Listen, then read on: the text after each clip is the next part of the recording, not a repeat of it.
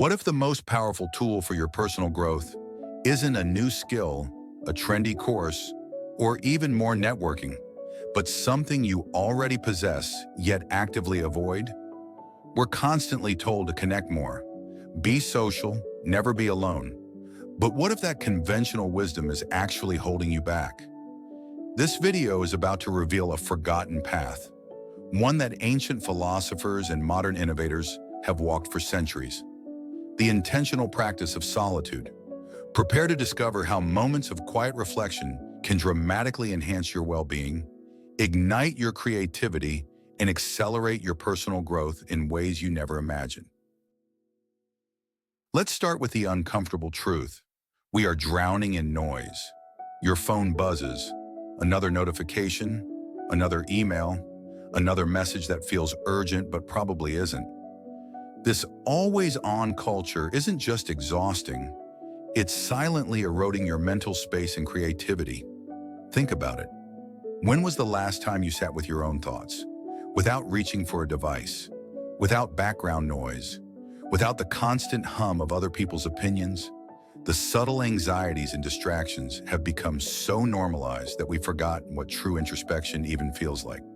We fill every quiet moment with podcasts, music, scrolling, anything to avoid being alone with ourselves. And that avoidance, it's costing us more than we realize. Here's the distinction that changes everything.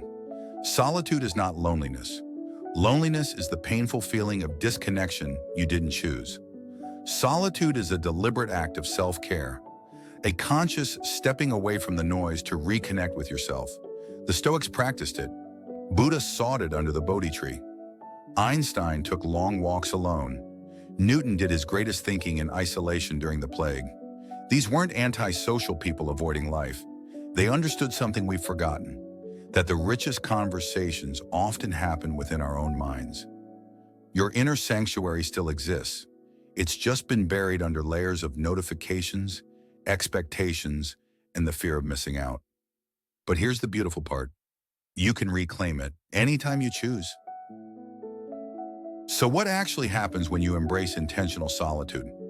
First, your creativity awakens. Without constant input, your mind starts making connections it couldn't see before. Ideas that were fighting for attention finally get room to breathe. Second, you develop deeper self-awareness. In the quiet, you start noticing your true reactions, not the performed version you show the world. You begin understanding why certain things trigger you, what genuinely matters, and what you've been chasing simply because everyone else is. Third, your stress begins to melt. The constant pressure of external demands, the endless to-do list running in the background. It finally gets a pause button. And perhaps most surprisingly, your relationships improve, because when you understand yourself better, you show up for others more authentically. Now let's make this practical. You don't need a cabin in the woods or a week-long retreat. Start with micro moments, a quiet commute without headphones, a tech-free meal, 10 minutes of morning stillness before the world demands your attention.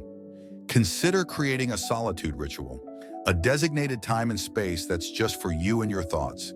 It doesn't have to be long. Consistency matters more than duration. And here's the game changer. Set boundaries with your devices. They're designed to capture your attention. Protect your mental real estate like it's valuable, because it is. The goal isn't to become a hermit. It's to be intentional about when you're connected and when you're not. In an increasingly connected world, the ability to disconnect becomes your superpower. Intentional solitude isn't about rejecting others. It's about returning to them more whole, more present, more authentically you. So here's your invitation. Start small, 5 minutes tomorrow morning. No phone, no agenda, just you and the quiet. Notice what arises. Notice what you've been too busy to hear.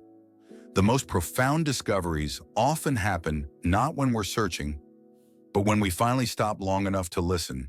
Your inner sanctuary is waiting. The door was never locked. You just forgot it was there.